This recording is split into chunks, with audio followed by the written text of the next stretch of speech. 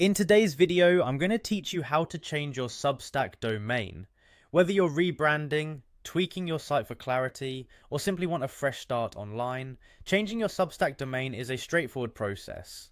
We'll break it down into easy to follow steps, ensuring you have a seamless transition. First, begin by navigating to your Substack dashboard. This is your control center where you can manage all aspects of your publication. Once you're there, look toward the top of the page and click on the Settings tab. This will open up a host of options for customizing and controlling your publication settings. As you scroll through the settings menu, keep an eye out for the section labeled Danger Zone. It's important to note that changes made here can significantly impact your site, so proceed with caution. Inside this section you'll see two primary options for changing your subdomain. Now the first option available is to change your publication subdomain. Be aware that using this option will permanently alter your URL. This means all existing links to your previous URL will be broken. It's a clean break and can be ideal if you're doing a complete overhaul and don't have concerns about maintaining older links. For those of you who want to avoid losing access from existing links, there's a second option.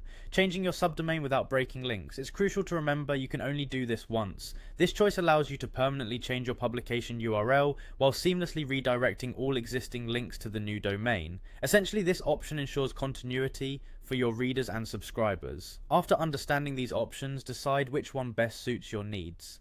Once you've made your decision, click on the Change Subdomain button. A text box will appear where you'll enter your new desired subdomain. Make sure it accurately reflects your brand or the direction you want to take your publication. Once you have typed in the new subdomain, click OK. At this point, for security reasons and to avoid accidental changes, Substack will prompt you to enter your new subdomain again for confirmation. This extra step ensures you are confident about moving forward with the change. After confirming by typing your new subdomain again, click OK to finalize the change. You've successfully updated your Substack domain. This process will either redirect your old links or complete a fresh URL change depending on which option you selected earlier. By following these steps, you've not only ensured that your domain aligns with your current goals, but have also learned how to navigate potential pitfalls with ease. Thanks for joining me today. We'll see you next time for more tips and tutorials.